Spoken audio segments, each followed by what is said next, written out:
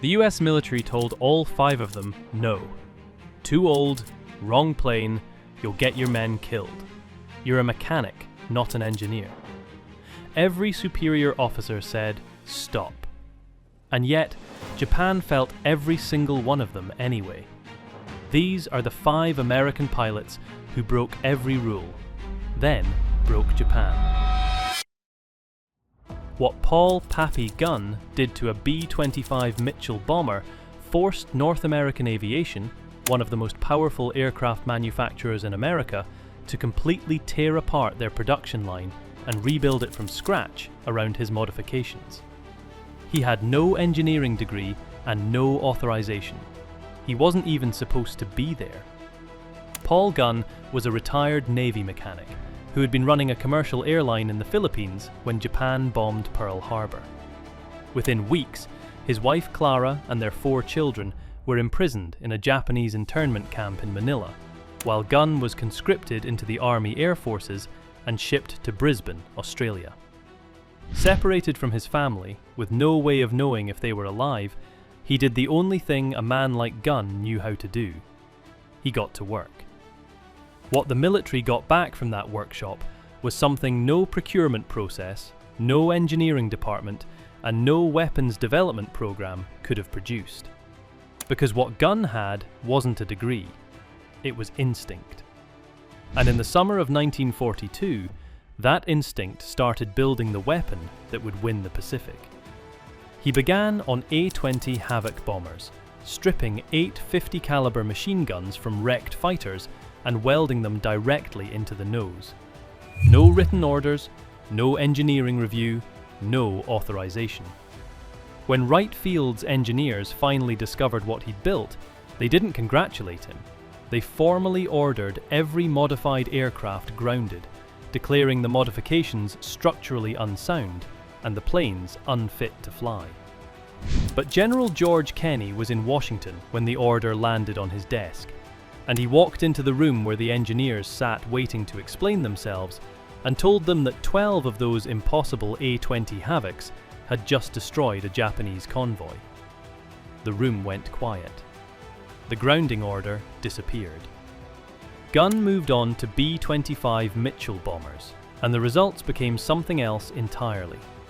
On March 3, 1943, Gunn led his modified B-25s into the Bismarck Sea, where 8 Japanese transports were carrying 6,900 troops to reinforce New Guinea, escorted by 8 destroyers.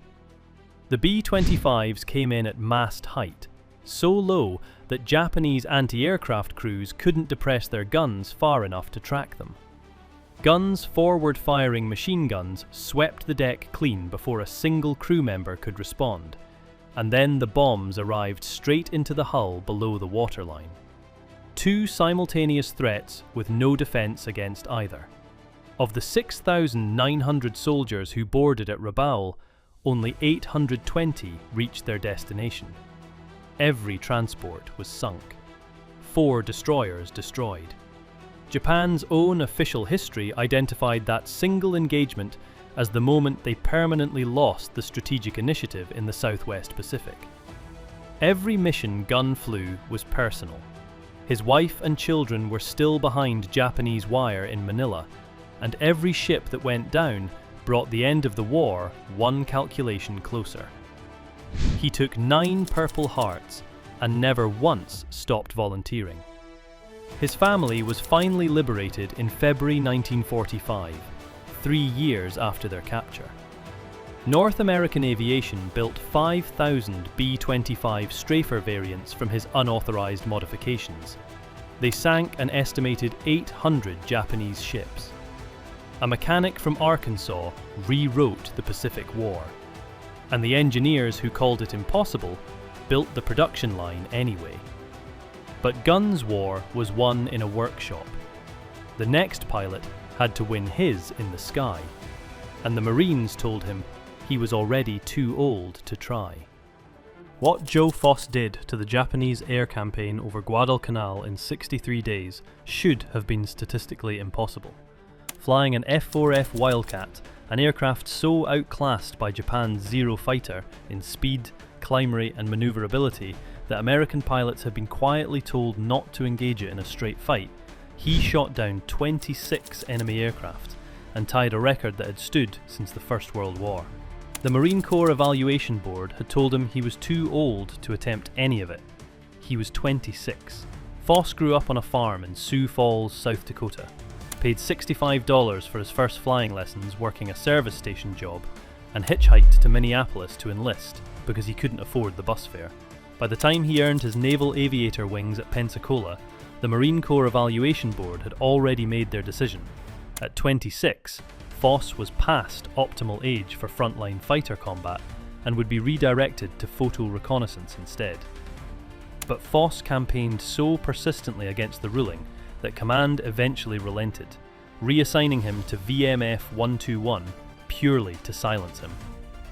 What the board intended as a bureaucratic compromise became the most consequential administrative decision the Marine Corps made in the entire Pacific War.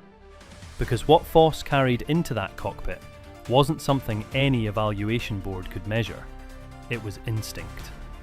The deflection shooting instinct of a man who had spent years leading moving targets across the South Dakota plains and in the skies above Guadalcanal. That instinct translated into something Japan had no answer for. He flew closer to his targets than any gunnery manual recommended, refused turning engagements where the Zero held every advantage, and bored straight at Japanese formations with a directness that appeared suicidal until the moment his guns fired and another Zero was falling. Major John L. Smith, who commanded Guadalcanal's fighter operations at the height of the campaign, described Foss as the most naturally dangerous pilot he had encountered. Australian ace Clive Killer Caldwell, who met Foss during his malaria rehabilitation in Sydney, called him the finest instinctive aerial marksman he had encountered from any Allied nation. In his first 12 days of combat, he shot down 16 enemy aircraft, more than most American pilots scored in their entire war. On October 25, 1942, Foss shot down 4 Zeros in a single engagement before being hit himself. He bailed out over open water, was strafed by Japanese aircraft while swimming, reached a small island, and was nearly shot by native islanders who mistook him for Japanese before a Catalina flying boat finally pulled him to safety. He returned to Henderson Field and flew again the following day. When malaria eventually forced his evacuation to Sydney in December, he came back before he was fully recovered, because the campaign wasn't finished, and neither was he. Then came January 25, 1943, and the moment that defined everything. Japan sent a massive formation of Zero fighters toward Henderson Field as a deliberate decoy to draw American pilots into a dogfight while bombers slipped through to destroy the airfield beneath them. It was a carefully constructed trap built around one assumption: that American pilots would take the bait. Foss saw through it instantly. Rather than engaging the decoy fighters, he drove his 12 planes directly into the bomber formation with everything the Wildcat had. 4 Japanese fighters destroyed. Not a single bomb reached Henderson Field. The trap collapsed because the one pilot Japan needed to be predictable refused to be. He finished with 26 confirmed kills, tying Eddie Rickenbacker's record that had stood since 1918. President Franklin D. Roosevelt presented his Medal of Honor personally at the White House on May 18, 1943, and the photograph ran on the cover of Life magazine. The evaluation board that told him he was too old never commented publicly. They didn't need to. The record spoke for itself.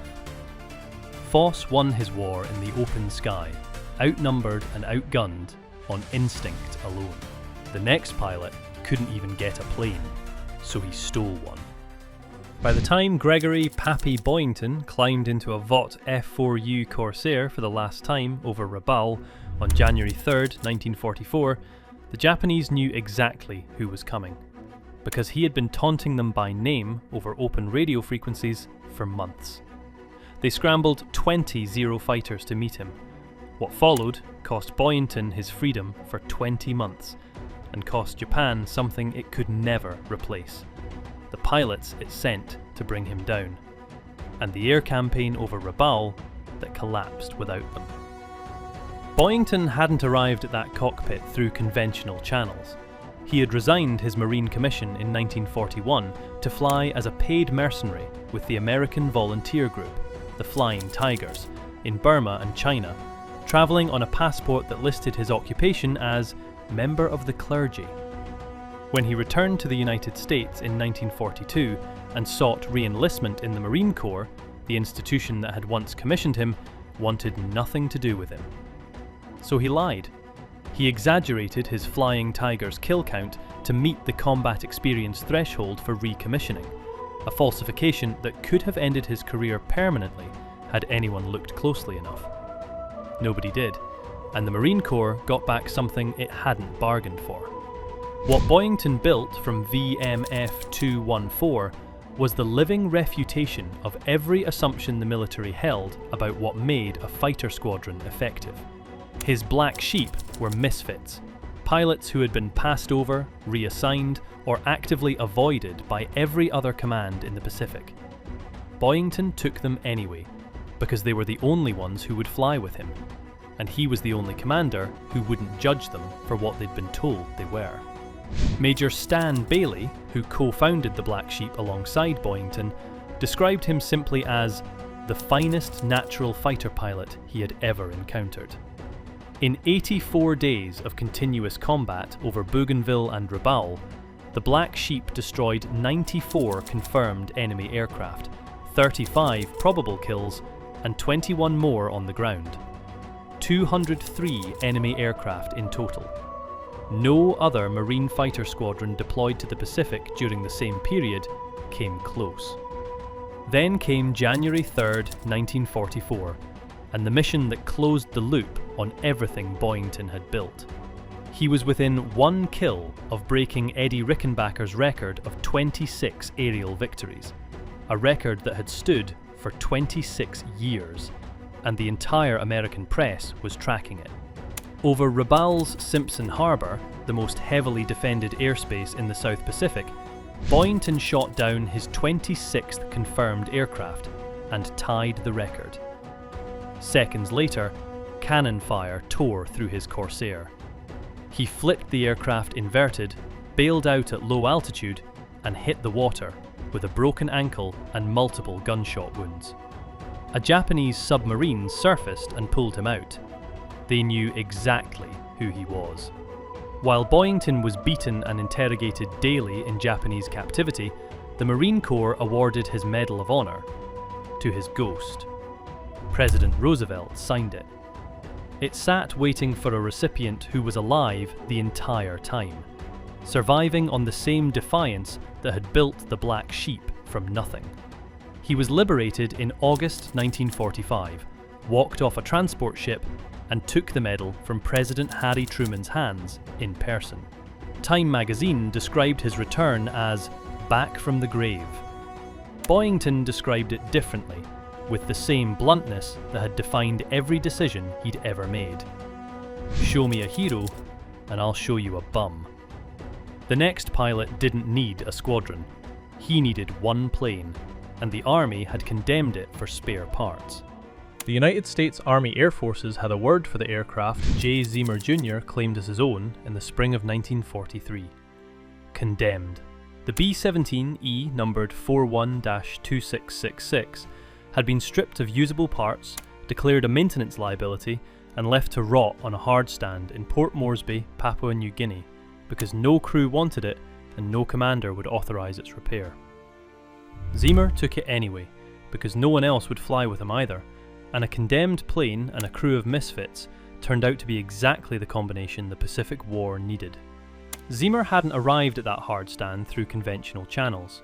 He had deployed to the Southwest Pacific in March 1942 as an engineering officer, spent months in staff roles while trying to engineer his way into a cockpit, and had failed his qualification tests in both the B-24 Liberator and the B-17 Flying Fortress, the two aircraft he was assigned to fly. The Army Air Force's solution was to keep him in the co-pilot's seat indefinitely. Zeamer's solution was to claim the one aircraft nobody else wanted, repair it using parts sourced through informal channels without authorization, and fit it with 19 machine guns, 6 more than the standard B-17 carried, by stripping weapons from other aircraft across the base. He then assembled his crew the same way, taking every pilot, gunner and bombardier that no other commander in the 43rd Bomb Group would accept. Together they became the Eager Beavers, and together they flew 47 missions over the most dangerous airspace in the Pacific before the morning that defined them all. June 16, 1943, 25,000 feet above Buka Island in the northern Solomon Islands. Zeamer's mission was photographic reconnaissance, mapping 127 miles of Bougainville's coastline for the planned Allied invasion. As Old 666 began its photo run, Zeamer looked down and watched approximately 20 Japanese Zero fighters sitting on Buka's airfield begin to take off. Doctrine was unambiguous: abort the mission, preserve the aircraft and the film. Zeamer held course. The photo run required straight and level flight for the entire length of the coastline, making Old 666 the most perfectly predictable target in the Pacific sky at the exact moment the Zeros reached his altitude. The first cannon shells hit within seconds of the cameras finishing their final frame. Zeamer took hits in both wrists, both arms, and a cannon round that shattered his left knee and destroyed the rudder pedals beneath his feet. His bombardier, 2nd Lieutenant Joseph Sarnowski, was mortally wounded in the same opening burst, and crawled back to his gun position and kept firing until he collapsed across his guns and died. With both legs paralysed, both arms bleeding, and no rudder pedals, Zeamer manoeuvred Old 666 using only the throttles and control yoke, directing his crew through a 40-minute running battle against 20 Zeros across 580 miles of open ocean. General George Kenney, who commanded the entire 5th Air Force and had overseen some of the most intensive air operations in the Pacific, later called it an epic of courage unequalled in the annals of air warfare. Every man on board received either the Medal of Honor or the Distinguished Service Cross, the most concentrated single-mission decoration in American combat history. The photographs that Sarnowski died at his guns to protect enabled the Cape Torokina landings on November 1, 1943, which cut off Rabaul from the south and began the isolation of 100,000 Japanese troops who spent the rest of the war unable to fight. One condemned aircraft, one crew nobody wanted, one decision to hold course when every rule said turn around. The next pilot never left the ground to change the war. He did it at his kitchen table, with matchsticks. Jimmy Thach was sitting at his kitchen table in Coronado, California, moving matchsticks across the wood in the dark, trying to solve a problem that the United States Navy had decided was unsolvable. The problem was the Zero. Japan's Mitsubishi A6M fighter held a kill ratio of 12-1 over America's F-4F Wildcat in the opening months of the Pacific War. 12 American pilots dying for every Japanese pilot lost. And the gap in climb rate, turn radius and range between the two aircraft was so vast that senior Navy fighter pilots had concluded the only honest answer was to accept the losses and hope for a better plane. Thach didn't accept that, and the matchsticks on his kitchen table were about to make 12-1 a memory. What Thach had identified from intelligence reports about the Zero was something his superiors refused to confront: that no American pilot, however skilled, could defeat a Zero in individual combat, flying a Wildcat. The aircraft was slower, heavier, and couldn't turn with it, which meant the solution couldn't be a better pilot. It had to be a better system entirely. So he built one. The beam defense position paired two Wildcats in a formation that turned toward each other the moment either was attacked, forcing the pursuing Zero pilot into a head-on engagement with the wingman's guns at the exact moment his own momentum made evasion impossible. Every established doctrine of fighter self-preservation said turning toward an attacking enemy was suicidal. and when Thach presented it to senior Navy fighter leadership in 1941, they told him precisely that, warning him it would accelerate the mortality rate rather than reduce it. But Butch O'Hare, who would become the Navy's first Medal of Honor recipient of the entire war, played the role of the attacking Zero in Thach's live training exercises, and tried everything he knew to break the formation. He couldn't break it. O'Hare walked out of those exercises and endorsed the tactic to every pilot who would listen, because the man who had tried hardest to defeat it was also the first to confirm it was undefeatable. Then came June 4th, 1942, over the Japanese carrier fleet northeast of Midway Island, and the moment the matchsticks became real. Thach's 6-plane escort encountered between 15 and 20 Zero fighters while protecting a formation of TBD Devastator torpedo bombers, and one Wildcat was shot down almost immediately, leaving him with 4 aircraft against 20 Zeros, with no margin for error and no doctrine to fall back on, except the one his superiors had called suicidal. He watched a Zero close on his wingman, Ensign Robert Dibb, a pilot so inexperienced he had barely completed his gunnery training, and felt something sharpen inside him. "I was mad," Thach recalled later, because this poor little wingman who'd never been in combat before was about to have a Zero chew him to pieces. He signalled Dibb to extend and turn back toward him, and the Zero pursuing Dibb flew directly into Thach's guns. "The Zero's cockpit shattered," Thach reported quietly. The fighter tumbled into the sea. 4 Wildcats, 20 Zeros, 40 minutes, 3 confirmed kills. Every man came home. The tactic that senior Navy pilots had called suicidal had just saved all of them. Admiral James Flatley, who flew alongside Thach in the Pacific and gave the manoeuvre the name it still carries today, described him as the finest tactical thinker in American naval aviation. A judgment that carried particular weight coming from a man who was himself no ordinary pilot. Japanese ace Saburo Sakai, who finished the war with 64 confirmed kills and became one of the most credible post-war voices on the Pacific Air Campaign, identified the Thach weave as the single tactical development that most fundamentally changed the psychological relationship between Japanese and American fighter pilots. Before it, Zero pilots approached Wildcats with something close to contempt. After it, the contempt was gone, because the geometry Thach had worked out with matchsticks had made the Zero's greatest advantages not just manageable, but irrelevant. The kill ratio collapsed toward parity by mid-1943 as the weave spread through every American Pacific squadron, not because the Wildcat improved and not because American pilots became better, but because one man had refused to accept an unsolvable problem and moved pieces around a dining room table until the solution appeared.